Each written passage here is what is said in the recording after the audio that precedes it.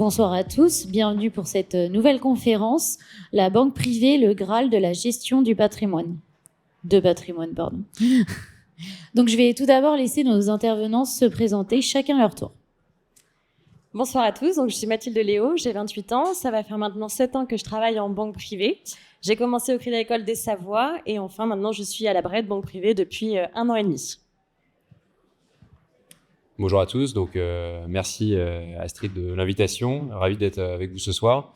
J'ai l'impression qu'on a deux types il y a des étudiants et à la fois des professionnels ce soir, c'est ça? Ok.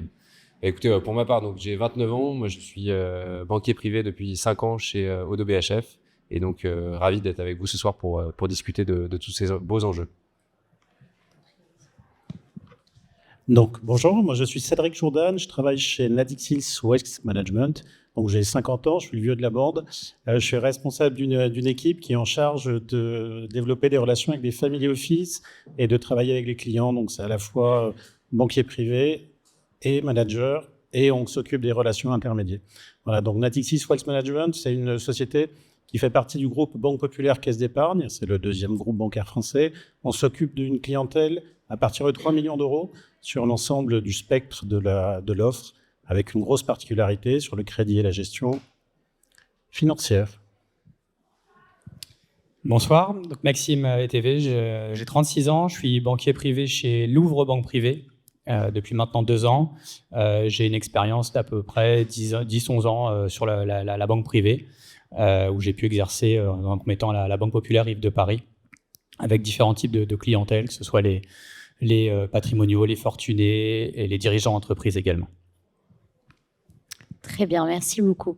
Donc on va pouvoir commencer cette première partie sur les fondations du prestige, comprendre l'univers de la banque privée, donc on va définir tout ce que c'est et du coup je vais vous laisser la parole. Qui souhaite commencer? J'ai une petite question pour Mathilde, parce on s'est rapidement présenté, mais pas peut-être complètement. Est-ce que juste tu pourrais nous rappeler un petit peu la Bred, qu'est-ce qu'est aujourd'hui la Bred, banque privée, quel est ton quotidien en fait aujourd'hui? Oui. Eh bien, effectivement, ça va répondre à un premier point de qu'est-ce qu'une banque privée. Franchement, ça va dépendre un petit peu du réseau et comment est structurée la banque privée dans l'entité dans laquelle on travaille. Moi, j'ai travaillé exclusivement en banque pour le moment. Et j'ai été confrontée à plusieurs directions. Donc, soit une banque privée est un pôle à part entière dans la société, notamment au Crédit Agricole des Savoies, où on dépend d'une direction banque privée, une animation banque privée. Et là, aujourd'hui, à la Bred, c'est complètement différent. On dépend d'un directeur de région qui est rattaché au retail. Et on est par contre un pôle indépendant, enfin, pas vraiment indépendant, mais on est sous la direction d'un directeur de région avec une entité banque privée. Donc, on a une animation banque privée, mais en même temps une animation retail. Et donc, ça sera un des points qu'on va évoquer un peu plus tard dans la conférence, qui peut des fois faire un petit peu... une petite désillusion des fois au quotidien, mais effectivement, voilà, on est quand même une équipe de conseillers banque privée avec notre direction. Ouais. En fait, la question, donc, c'était pourquoi le prestige? Le prestige, tout simplement, c'est parce que la gestion de fortune, ça brille. Il faut que ce soit quelque chose qui soit chic, puis qu'on s'adresse à une clientèle qui est fortunée, qui a certains codes. Donc, le banquier doit être capable de répondre à ces codes-là. Et surtout, on est sur une clientèle qui est rare. C'est-à-dire que quand vous travaillez sur ces métiers-là, vous cherchez des personnes qui ont fait un cash-out, qui ont une sortie importante. Et donc, vous avez besoin de mettre en face des équipes qui vont correspondre à ces personnes, qui vont être capables de communiquer avec eux, qui vont être capables d'exercer sur plusieurs métiers. C'est un mot que j'aime pas, mais que je vais employer, c'est pas grave. On vous parle souvent du banquier qui doit être chef d'orchestre. C'est-à-dire qu'on doit faire en sorte que chaque expertise de la banque soit représentée, soit surtout utilisée pour être le plus performant possible pour nos clients. Donc les fondations du prestige, c'est vraiment ça. On s'adresse au patron de la boîte, on s'adresse à l'actionnaire, on s'adresse aux dirigeants, on ne s'adresse pas, si vous regardez la banque d'entreprise, à un directeur financier ou à un salarié du groupe. Vous parlez directement au patron, donc il faut savoir lui parler. De temps en temps, vous avez des clients qui dirigent plusieurs milliers de personnes, et vous êtes un simple salarié d'une entreprise de 300 personnes. Mais il faut arriver à créer du lien, créer du dialogue, le mettre à l'aise et surtout pouvoir se projeter dans le temps avec lui. Donc quand on vous parle de prestige, de gestion de fortune, de quelque chose qui brille, c'est simplement qu'on doit être adapté à nos clients. Pour ma part, je voulais moi aborder le développement en fait de la banque privée. Ça s'est énormément développé depuis une quinzaine d'années. En tout cas, moi j'ai vu l'évolution. J'ai commencé en 2012. Et on s'est rendu compte, les banques se sont rendues compte notamment les réseaux traditionnels, que l'aspect banque privée, en tout cas, c'était un marché qui était important à suivre, puisque il y avait aussi une forte source de rémunération sur ce type d'activité. Donc, il y a eu beaucoup de banques privées qui se sont développées. Et c'est vrai qu'aujourd'hui, un banquier privé dans une entreprise, dans une banque ou dans un autre établissement ne fait pas forcément les mêmes activités. Donc ça, il faut aussi se rendre compte des différentes missions qui peuvent être vraiment qui peuvent varier d'un métier, enfin d'un établissement à un autre, pardon. Par exemple, on a des banques privées qui ont une éligibilité à partir de 100 000 euros, d'autres qui vont être à 500, 700, 1 million, 2 millions, comme des banques privées historiques. Et donc, aujourd'hui, quand on aborde cet aspect banque privée, eh bien, il faut prendre en compte tout cet environnement qui s'est fortement développé. Bien sûr. Oui, en fait, ça dépend aussi beaucoup de l'actionnaire de la banque. C'est-à-dire que quand vous êtes une banque qui est une banque qui appartient à un réseau, qui vient du retail, comme ça a été dit, vous pouvez avoir une approche qui va être plus proche, un peu plus de massification, parce que la banque est organisée comme ça. Si vous êtes une banque suisse ou une banque américaine qui vient avec d'autres intentions, qui arrive avec une stratégie de gestion différente, avec une offre de gestion différente, qui peut être issue du M&A, vous aurez encore une autre approche. Donc, ce qui est dit est particulièrement important, c'est dans les métiers de la gestion de fortune, vous avez des couleurs qui peuvent être très différentes suivant l'histoire de la banque, suivant l'actionnaire de la banque. Merci pour ce complément. Et sur l'aspect prestige, service, c'est vrai que j'abonde en tout cas ce qui a été évoqué, c'est qu'aujourd'hui, le client, quand on évoque la banque privée, il s'attend vraiment à ce qu'on ait un service de qualité, un service de la proximité. Et donc, c'est important, en tout cas, de prendre en compte cette notion, de dire qu'aujourd'hui, si on veut faire la différence, eh bien, il y a aussi ce côté humain, proche, au-delà de tout ce qui est aspect, le théorique, tout ce qui est l'accompagnement technique. Ça, c'est important, mais beaucoup le proposent. Et cette notion de proximité, c'est vraiment essentiel. On voit aussi l'arrivée, on en parlera tout à l'heure, de tout ce qui est fintech, néobanque ou autre. Il faut vraiment aussi garder cet aspect-là de dire aujourd'hui l'environnement est fortement concurrentiel et il faut vraiment pouvoir s'y adapter. Et donc forcément, les attentes sont importantes au niveau du client, des attentes aussi différentes au niveau de la banque privée. On en parlera tout à l'heure.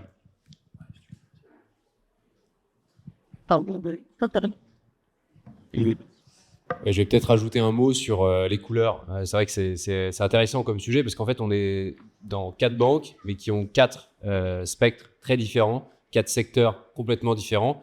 Et on va vous expliquer un petit peu pourquoi. Moi, je vais compléter sur ma banque, Odo BHF, qui est une banque assez singulière. Je ne sais pas si vous la connaissez.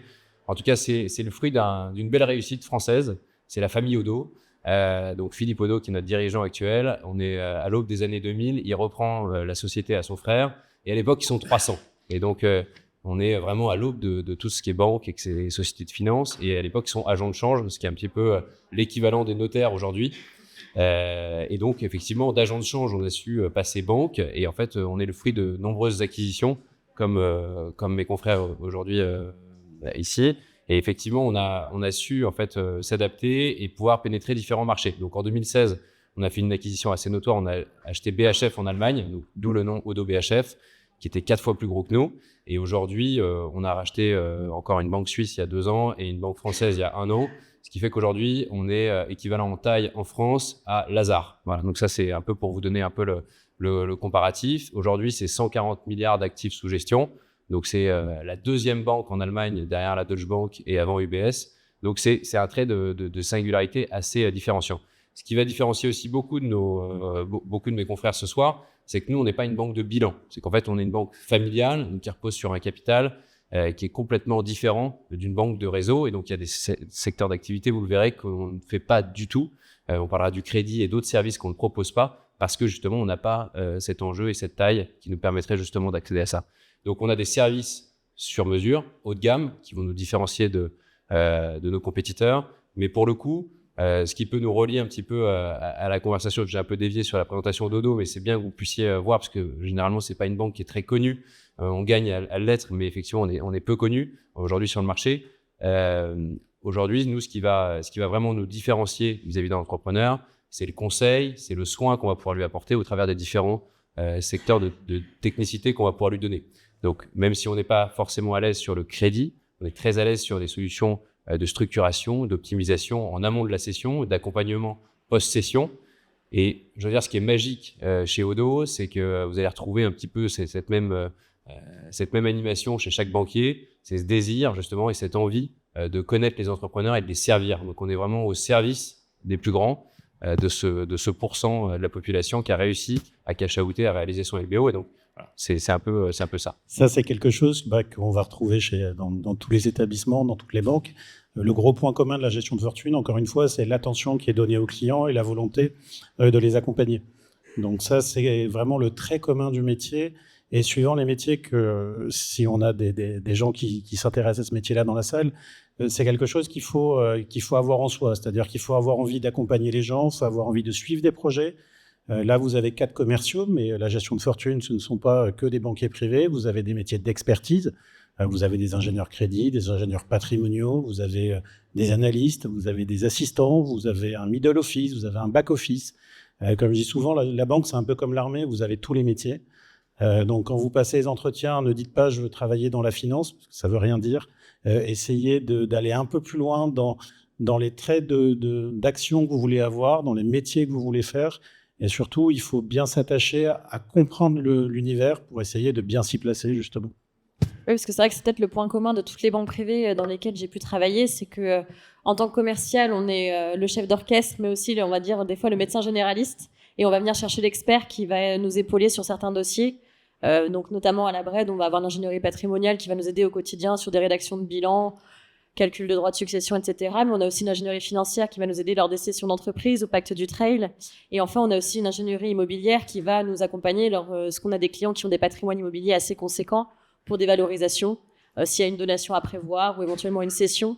Donc voilà, on a vraiment, je pense, il y a une vraie volonté des banques. En tout cas, moi, je travaillais que dans des banques qui étaient des grands groupes, qui avaient personne n'avait la solution miracle pour avoir une banque privée parfaite, mais ça tendait quand même vers quelque chose avec plusieurs services d'experts et d'avoir quand même une équipe de conseillers en front qui avait au moins une tête bien faite pour accumuler le plus de compétences possible et par contre à savoir chercher la bonne personne au bon moment et d'avoir une équipe vraiment soudée en face du client et répondre à tous ses besoins sans qu'il ait besoin d'aller frapper à 4 ou 5 portes une chez.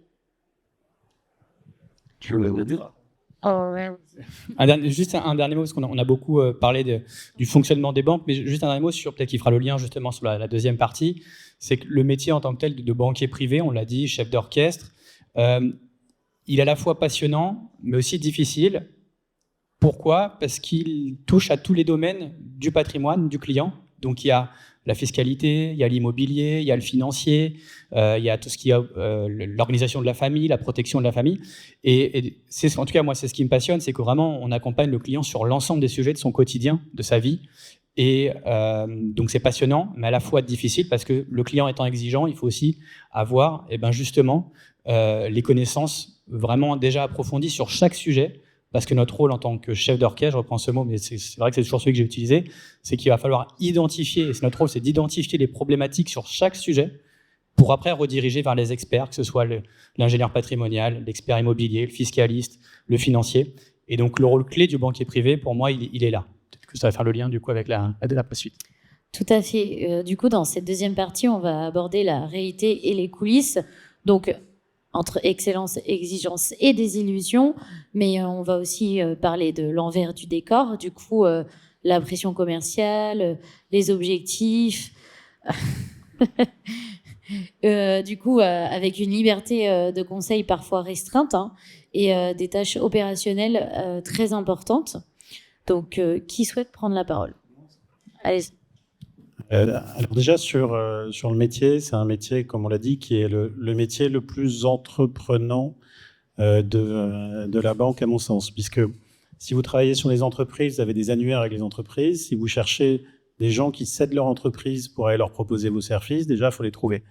Donc, il faut être malin, il faut avoir envie de bien faire et surtout, il faut avoir envie de réussir comme si on était indépendant. C'est-à-dire qu'il faut avoir la capacité à chercher du business, il ne faut pas attendre que les choses arrivent, il ne faut pas attendre que les choses se passent gentiment. C'est un métier qui est bien rémunéré, mis en valeur et valorisé, comme dans ce genre de présentation aujourd'hui, mais c'est un métier où il faut être capable d'aller créer de la valeur, d'aller chercher des choses. Sur l'envers du décor, on en parlera, je vais laisser mes camarades intervenir, mais encore une fois, l'envers du décor, c'est celui d'un salarié qui doit créer quelque chose. Donc, il y a des difficultés, c'est pas toujours évident, mais à la fin, il y a une vraie satisfaction, c'est que vous créez votre propre activité. Donc là, je parle pour des maisons où le business n'arrive pas tout seul par un réseau, mais quand vous êtes dans des maisons comme ça, il y a un vrai plaisir à s'occuper d'un fonds de commerce qu'on a construit avec ses clients et qu'on a monté ensemble. Il y a une vraie relation qui, à mon avis, est assez unique. Ouais, je compléterais que effectivement, la banque privée offre un cadre en fait à tout banquier privé pour commencer, pour se lancer, mais c'est hyper entrepreneurial. Je pense que tous les quatre autour de la table, on est hyper animés par l'envie, la soif de connaissance et la soif de servir ces entrepreneurs-là. Et en fait, quelque part, notre quotidien, il est hyper entreprenant. C'est-à-dire qu'en fait, notre semaine, on la conçoit comme on veut. Les rendez-vous, on les choisit comme le client le souhaite, mais on peut les aménager un peu en fonction aussi de nos horaires. Et donc, il faut allier deux choses. Je pense qu'autour de la table, on en a un peu parlé aussi en amont de l'échange, mais on est tous banquiers assis et banquiers développeurs. Alors, banquier assis et banquier développeur, qu'est-ce que ça veut dire? C'est-à-dire qu'en fait, on a un fonds de commerce, il faut qu'on s'en occupe. Donc, c'est les clients existants, il faut qu'on les serve, il faut qu'on les accompagne, il faut qu'on les structure bien sur leurs actifs financiers. Et de l'autre côté, il faut qu'on soit très, très bon sur la partie animation du réseau, sur la partie développement. C'est-à-dire qu'en fait, on a des enjeux de collecte annuels, tous autour de la table. Et donc, chaque année, on doit ramener des nouveaux actifs à la banque. C'est pour ça qu'on est récompensé en fin d'année. C'est pour ça qu'on travaille et c'est ça qui nous anime. Donc, cette capacité-là à ramener de nouveaux actifs, il faut être capable, de garder les clients existants et il faut être capable, en fait, d'en fidéliser de nouveaux. Donc, ça passe par plusieurs choses, soit des recommandations, soit le développement d'un réseau d'apporteurs, soit par du développement dans le dur. Donc, recommandations, il faut bien travailler, il faut bien suivre ses clients. Développement de réseaux d'apporteurs et autres, il faut être extrêmement dynamique, comme des soirées comme ce soir ou avec des cabinets d'avocats, des cabinets M&A. Il faut être présent via ses amis en finance et autres. Il faut essayer d'être imaginatif aussi. Et puis, sur l'aspect événements de liquidité et autres, événements de liquidité, c'est-à-dire, j'entends parler dans la presse qu'il y a un LBO, qu'il y a une session qui va se tramer ou qui est en cours ou qui a été effectuée, je prends contact avec le dirigeant. Ça, c'est un premier point. L'autre point, c'est aussi, tiens, je regarde BFM Business le matin, je trouve que l'entrepreneur a l'air génial, où je l'ai vu sur Jocarise parce que j'adore YouTube et je regarde un peu les vidéos des entrepreneurs. J'ai envie de le contacter, bam, j'y vais et hop, j'essaye de maintenir un rendez-vous et de lui ouvrir le compte. Donc ça, c'est vraiment tous nos enjeux de développement. Et je trouve que ça, c'est extrêmement riche au quotidien et je pense que ça peut nourrir chacun d'entre vous s'il y a cette soif d'entreprendre et cette envie justement de connaître un peu ces entrepreneurs et d'aller un peu au-delà et de toutes les confidences parce qu'en fait, vous êtes aussi dans toutes les confidences de ces entrepreneurs-là. Ils vont vous dévoiler leur stratégie, ce qu'ils ont envie de faire, leurs projets et autres. Donc, c'est hyper intéressant pour ça. Et puis après, effectivement, en fonction de ce qui est attendu de votre métier dans chaque maison, il va aussi être important de vous poser la question de est-ce que vous êtes à la bonne place dans le bon établissement parce que chaque banque privée est structurée de manière différente. Est-ce qu'il y a des assistants? Comment l'équipe est structurée? Tout à l'heure, j'évoquais le point de est-ce que la banque privée dépend du retail ou pas. Je trouve que ça a son importance pour avoir vécu les deux, parce que c'est pas la même influence qui est insufflée au quotidien. Donc tout dépend en fait de ce que vous recherchez pour vous. Je trouve que quand on a une vraie direction banque privée avec une animation banque privée pure et dure, on arrive vraiment à s'épanouir, en tout cas dans des grands groupes bancaires, pour aller chercher du nouveau client et être valorisé sur sa conquête, être valorisé sur des métiers vraiment très techniques, sur l'aspect très technique de notre métier. J'entends le juridique et fiscal et puis la collecte, évidemment, épargne, allocation d'actifs. En tout cas, moi, c'est ce qui me motive au quotidien plus que le crédit. Mais bon, voilà, on est quand même obligé de le faire en tant que banquier. Et puis, je pense que c'est ça, en fait, qui fait la différence, c'est savoir de qui on dépend, vraiment dans un groupe, en tout cas dans un grand groupe. Après, sur des sociétés comme la tienne, c'est un peu différent. Mais, Ouais, dans le prolongement, tout à l'heure, là, dans l'introduction, on parlait de produits maison, de conflits d'intérêts. En fait, c'est pas vraiment le sujet, puisque ça dépend encore une fois de l'offre de la banque, ça dépend de son histoire, ça dépend de est-ce qu'il y a du retail, est-ce que c'est une banque qui est issue d'une société de gestion, est-ce que c'est une banque qui a été créée à l'origine pour faire de la gestion de fortune, donc qui a vu tout de suite très large en architecture ouverte. Et en fait, toute cette histoire-là crée une offre que les banquiers doivent vendre. Quand vous êtes banquier, même si vous êtes un entrepreneur, comme on l'a dit, même s'il faut être très dynamique, vous êtes quand même dans un cadre réglementaire qui est ultra rigide. La banque, on ne fait pas du tout ce qu'on veut. Il y a 30 ans, on faisait signer un contrat d'assurance vie. Je l'ai fait quand j'étais chez Neuflis, sur le trottoir d'en face. Sur le dessus d'une voiture, c'était une signature, c'était un contrat en millions et tout allait bien. Maintenant, c'est pas du tout la même histoire. Donc voilà, donc on est dans des cadres qui sont quand même ultra protecteurs pour les consommateurs, ultra réglementés. Les banques ont chacune leur offre. Donc notre rôle à nous, c'est servir le mieux possible nos clients. dans cet environnement qui, suivant la banque, évolue et est différent.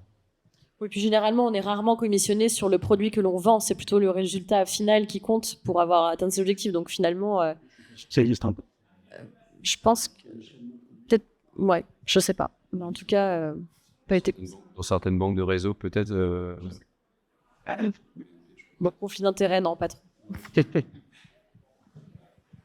Alors aussi, on est dans cette intervention, dans cette table ronde, il y a la thématique de la formation. Comment on devient banquier privé, c'est un sujet qui doit être abordé. Et je voulais partager mon expérience dans la mesure où j'ai commencé, en tout cas, j'ai fait beaucoup d'alternance avant d'arriver sur la banque privée, on va dire, d'avoir mon premier CDI. J'ai fait 3 ans d'alternance. Donc l'alternance est un bon tremplin, en tout cas, dans le domaine de la banque, et notamment de la banque privée. Ce qui peut paraître parfois frustrant, c'est que c'est vrai que le niveau d'exigence requis pour être banquier privé, généralement, c'est un Master 2. Aujourd'hui, on demande un Master 2, que ce soit en finance, en gestion de patrimoine. Donc ça, c'est un prérequis. Pour autant, c'est pas parce qu'on a eu ce Master 2 qu'on va devenir banquier privé du jour au lendemain. Et ça, c'est peut-être parfois un peu frustrant pour les étudiants qui veulent arriver sur le marché en se disant j'ai fait un Master 2 et on ne me propose pas le poste de banquier privé. Ça, il faut le comprendre, c'est pour moi lié à l'expérience. Aujourd'hui, quand on est en banque privée, on est face à des clients qui sont exigeants, qui ont aussi besoin d'avoir confiance dans ce qu'on peut leur apporter comme conseil. Et sans expérience, c'est un peu plus compliqué. Donc, il y a des cas, effectivement, où dès le Master 2, vous allez pouvoir être banquier privé. Dans d'autres, et dans la majorité des cas, ça sera peut-être un peu plus difficile. Mais il ne faut pas se décourager. Pour moi, c'est vraiment le cursus naturel. Parce qu'il va falloir comment on apprend un client qui est dans une banque de réseau ou un client qui est banque privée ne réagit pas du tout pareil. Ils sont exigeants, ils ont les connaissances, pour certains ils ont des bonnes connaissances, et donc l'idée c'est de pas non plus vous mettre en difficulté dès le départ, et on peut pas vous lâcher comme ça entre guillemets sur un premier poste. Donc il faut accepter, mais c'est une expérience nécessaire. Et moi pour mon historique en tout cas, c'est que j'ai dû attendre 2 ans. Pendant 2 ans, j'ai été conseiller patrimonial dans une agence. Donc c'est vrai qu'au début, on fait pas que du patrimonial, mais il faut tout de suite avoir un projet précis, l'annoncer, en parler avec son manager en disant voilà, moi je veux aller sur ce type de poste, et s'en donner les moyens. Et le plus rapidement possible, bifurquer sur la filiale banque privée, c'est une banque de réseau, ou pouvoir après se positionner sur des banques privées en tant que banquier privé, on va dire junior. Mais l'expérience, ça malheureusement, ça s'achète pas et ça se fait pas avec les années d'études. Il faut pouvoir, dans un premier temps, avoir ce type de poste. Je ne sais pas si quelqu'un voulait rajouter sur cet aspect-là. Oui, ça fait partie des plaisirs du métier, c'est que c'est un métier où on se bonifie avec l'âge. Voilà. Vous développez votre réseau, vous développez vos compétences, vous avez vu de plus en plus de cas, donc naturellement, vous avez plus de connaissances, plus d'expertise, vous faites le lien plus facilement sur d'autres dossiers, et voilà, donc c'est un métier d'apprentissage lent, et je pense que c'est un des plus beaux métiers, justement, parce que c'est un des plus variés, et en plus, qui se fait souvent dans de beaux endroits. Donc on s'occupe bien de nous, on est bien traité, on est dans de beaux immeubles, on voit des grands clients, et on a un métier qui va du conseil, en passant par la gestion, en passant par le financement, en passant par la prospection. Voilà, donc c'est encore une fois un métier extrêmement varié et qui, suivant les qualités que vous avez, suivant comment vous vous positionnez, vous développerez un aspect plus que l'autre, mais en tout cas, vous avez toutes les chances de réussir en étant bon quelque part. Sur l'aspect envers du décor, parce que il y a des thématiques qui nous ont, sur lesquelles on a échangé. Moi, je ne faut pas le percevoir comme du négatif. C'est vrai qu'envers du décor, pour moi, c'est plus un élément négatif, mais c'est plutôt de prendre conscience qu'effectivement, comme tu disais tout à l'heure, c'est qu'on rentre, on est entrepreneur voilà, il faut pouvoir gérer un portefeuille, gérer sa rentabilité, et donc forcément, on a des objectifs. Pour autant, l'expérience fait que voilà, vous allez échanger avec les clients, faire une découverte, vous approprier l'ensemble de l'offre et autres, et finalement, je veux dire, quand on fait bien le métier et qu'on arrive bien à faire cette découverte, les objectifs en découlent, permettent de faire ces objectifs. Il ne faut pas non plus prendre peur par rapport à cela. C'est le métier. C'est de pouvoir gérer effectivement la rentabilité, comme je disais, et l'accroissement du portefeuille. Donc c'est un envers du décor à prendre en compte, mais voilà, faut pas prendre peur. Et c'est quelque chose qui est aussi très challengeant. On est aussi, en tant que banquier, on est des commerciaux, et donc c'est la nature même du métier. Et il faut juste pouvoir l'associer, ne pas le subir, mais justement le prendre plutôt comme un objectif, comme développer son entreprise. C'est exactement ça. Je trouve que ce qu'a dit Maxime, c'est très vrai. En fait, c'est une histoire de temps et d'étapes. Moi, par exemple, j'ai fait ça par étapes. Donc, au début, je rêvais d'être banquier privé. J'ai toujours rêvé de ça. Et en fait, je l'ai fait par étapes. J'ai pas commencé tout de suite en banque privée parce que déjà, j'ai pas un réseau. Je suis pas parisien, donc j'ai aucun réseau. Mes parents font pas de finance. Je viens d'une petite ville en Charente. Personne me connaissait ici. Et donc, en fait, je suis arrivé. J'ai fait une école post-bac et j'ai fait un master en gestion de patrimoine, et j'ai commencé en fait dans un stage chez un CGP. Donc vraiment à la base, il accueille des clients à partir de 1 000 € jusqu'à 500 000 €. Donc ça m'a permis en fait finalement de comprendre un peu l'écosystème, comment ça fonctionnait, comment on travaillait, quels étaient un peu les enjeux de ce métier. Première étape. Deuxième étape, société de gestion. Je me suis dit tiens, qu'est-ce que fait un gérant privé au quotidien, et comment je peux apprendre ça, comment est-ce que je peux interpréter ces marchés financiers. Moi, je venais d'une petite école de commerce, j'avais pas vu tout cet envers du décor, et j'étais très heureux de l'apprendre et de l'apprivoiser en alternance. Et puis ensuite, troisième étape, je suis allé en banque privée, mais comme Rothschild ne me voulait pas, comme UBS ne me voulait pas, comme personne ne me voulait en tant que pure player, je suis allé là où effectivement j'avais des opportunités avec mon école. Et donc, je suis allé à la caisse d'épargne banque privée, et ça a été une excellente opportunité pour moi parce que j'ai appris déjà à dompter ce métier qui était pour moi vraiment une étape hyper importante. Donc, j'étais assistant dans toutes ces étapes-là, et l'étape d'assistant, elle est hyper importante puisqu'on parle avec différents banquiers avec qui ont différents parcours. C'est hyper intéressant, c'est hyper enrichissant. Et d'être assistant, on n'est jamais assistant à un banquier en général, on est parfois dans des équipes. Et donc, il y a plein de personnalités. Et franchement, ça, c'est hyper formateur. Et donc, en fait, les banques privées de détail, moi, au début, j'étais pas forcément enclin à rentrer dans un tel système. Et quand j'ai découvert ça, je me suis dit, mais c'est magique. Ils arrivent à les accompagner sur le crédit. Ils ont des magnifiques clients. Ils ont des magnifiques offres de gestion parce qu'ils ont su, depuis près de 20 ans, dompter justement tout ça. Et je trouve ça magnifique. Et donc, effectivement, ça m'a complètement enlevé tous les clichés que j'avais. Et en 1 an, c'est vrai que ça m'a donné aussi un accès à des entrepreneurs que jamais j'aurais pu avoir, puisque via le crédit, via les opérations de la banque d'affaires dans laquelle j'étais avec la caisse d'épargne, on a pu accéder à des dossiers énormes. Et ça, franchement, c'est génial. Donc, étape par étape, c'est génial parce que ça vous donnera du coup pas mal d'idées un petit peu de ce qui est possible dans ce métier, qui est un métier qui est très, très vaste. Merci beaucoup. Pour cette troisième partie, on va parler de la banque privée. Est-ce que c'est un choix d'excellence ou une voie parmi tant d'autres en gestion de patrimoine ? Donc, on va aborder la comparaison avec d'autres acteurs et notamment quel modèle pour quel profil, par exemple en banque privée, quels sont les choix et les autres voies qui sont possibles et qui sont tout aussi nobles pour arriver dans ce domaine. Bien de dire, c'était notamment justement de pouvoir accompagner le client sur tous les aspects de son quotidien et notamment, effectivement, on parle souvent du financement qui permet de capter les clients. Parce que comparé à des CGPI, par exemple, qui vont pas du tout avoir accès à des crédits, ils vont souvent perdre des dossiers, et pour en discuter avec des amis qui sont au CGPI, là où en fait notre quotidien est bien différent, c'est que moi, mon client, je peux l'appeler à n'importe quelle heure, à un moment donné, il aura toujours besoin de moi pour un crédit, donc il va jamais me délaisser. Alors qu'un conseiller vraiment purement sur de l'épargne, la personne qui va vraiment déposer ses millions, il va se sentir plutôt en position de force, donc, alors que nous, on va vraiment essayer d'être complémentaires. Donc ça, c'est peut-être un point effectivement qui va nous différencier et d'être un peu plus un élément au cœur du quotidien de notre client, c'est de pouvoir vraiment toucher tous ces aspects de sa vie au quotidien. Non, sur la comparaison avec les autres acteurs, en fait, c'est toujours le même métier. Hein. On l'a répété plein de fois, mais c'est vraiment l'essence du métier, c'est s'occuper de clients, les accompagner dans leurs projets et proposer vos services. Mais finalement, que vous soyez CGP, donc un indépendant, que vous soyez dans une banque, que vous soyez dans une société de gestion, à la fin, ça reste un peu la même fonction, mais qui va être, encore une fois, suivant la nature de l'entreprise où vous travaillez, qui va s'adapter un peu différemment. Mais revenons vraiment sur le fait qu'il n'y a pas que des commerciaux dans la vie. Hein. Il y a une équipe de gestion de fortune. C'est une entreprise comme la mienne, c'est à peu près 350 personnes. On est une quarantaine de banquiers privés. Tout le reste, c'est des experts, des chargés d'affaires qui nous accompagnent. D'ailleurs, on parlait tout à l'heure de comment débuter sa carrière. Nous, on a une bonne partie de nos banquiers qui ont commencé en alternance. Sur l'alternance, on va avoir une dizaine de pourcents qui ont eu la fois la chance et le talent d'arriver au moment où un poste se libérait.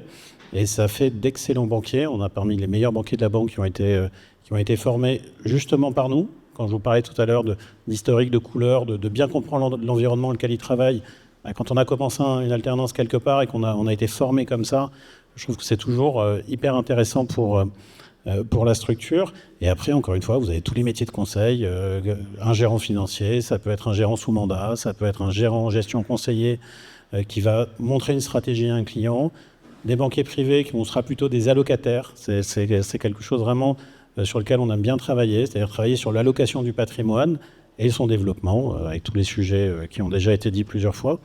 Et après, si vous êtes chez un CGP, si vous êtes dans une fintech, c'est une autre entreprise, c'est une autre façon de travailler, mais qui finalement est quand même assez proche sur le métier. Et peut-être, dans un cas, une étape pour arriver à quelque chose. Vous pouvez commencer banquier privé et finir family office, ou commencer dans un family office et être banquier privé. Il y a quand même pas mal de passerelles sur ces métiers-là. Oui. Donc justement par rapport aux différents métiers, différents acteurs, aujourd'hui, il faut être conscient que tous les acteurs ont leur place sur le marché de la banque privée. Alors j'ai un parcours moi exclusivement bancaire, donc j'ai tendance à dire que le fait d'être une banque procure un avantage de départ qui est quand même assez important, puisque la banque en soi elle est capable d'accompagner sur l'ensemble des sujets, chose que ne pourront pas forcément faire le CGPI ou le Family Office. Parce que le Family Office, à un moment donné, il va devoir trouver un intermédiaire avec la banque. Donc nous, initialement, on a vraiment toutes les activités. Pour autant, je n'ai pas, j'ai pas de statistiques, mais je suis pas loin, à mon avis, des 90 ou 100% de nos clients ont plusieurs établissements ou ont plusieurs contacts à la banque privée. C'est très rare d'avoir un client qui a juste nous en contact. Et donc, il faut prendre en compte, et il ne faut pas occulter cet aspect-là. Et au contraire, il faut en parler avec son client, parler des opportunités qui lui sont offertes.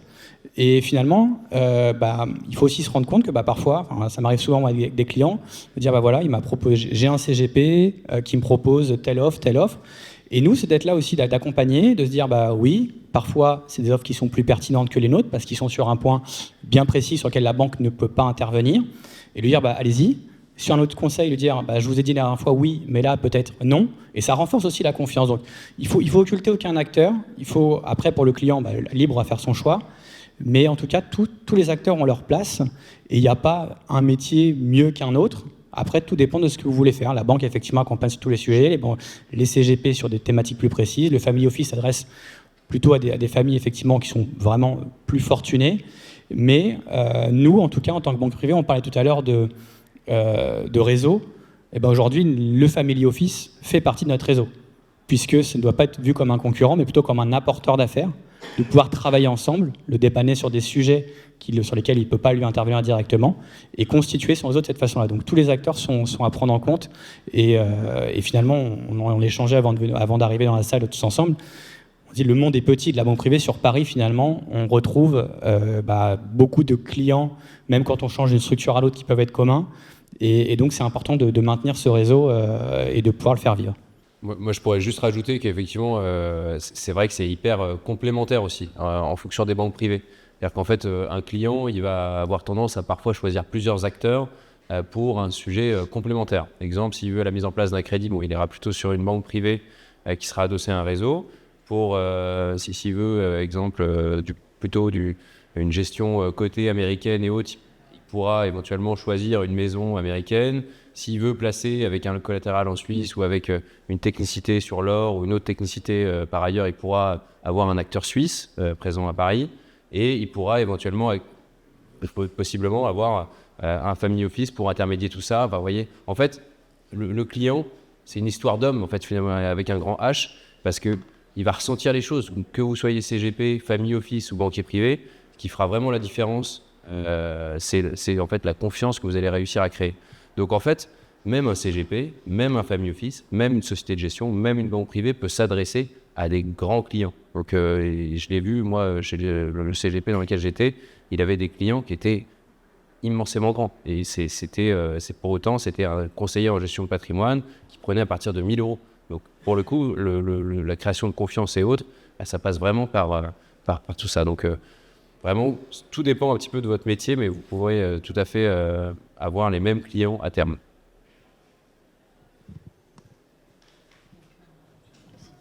Un dernier point sur pour moi, un enjeu aussi, enfin, vraiment une évolution importante qui est à prévoir sur les prochaines années. C'est lié notamment à tout ce qui est néobanque, fintech, où aujourd'hui, alors là encore, on parlait qu'il y avait différents niveaux d'intervention au niveau des banques privées, mais sur l'aspect, en tout cas, placement, sur l'aspect digitalisation, on voit émerger beaucoup justement de fintech qui sont capables de concurrencer les banques privées, que ce soit sur l'offre qui est de plus en plus pertinente, sur les frais et sur l'aspect digital. Nous, je me souviens encore quand je commençais, un des premiers, c'était pas le début d'Internet, c'était un peu plus tard bien évidemment, mais on parlait toujours d'Internet en disant oui, mais le client, Internet ne serrera jamais la main à un client. Ça, c'est vrai. Néanmoins, aujourd'hui, moi, je suis passé de l'autre côté, je ne suis plus pas très jeune, on va dire 36 ans, mais je pense aux générations qui ont 20 à 25, comme beaucoup de personnes dans la salle. J'ai l'impression qu'aujourd'hui, ça fait plus peur de se dire, moi, le digital, j'ai confiance, les jeunes ont confiance dans le digital. Et ça, notamment, moi, je le vois avec des dirigeants de start-up qui peuvent être jeunes et qui aujourd'hui n'est plus l'élément essentiel de se dire c'est une banque privée, c'est confort, j'ai quelqu'un en face de moi.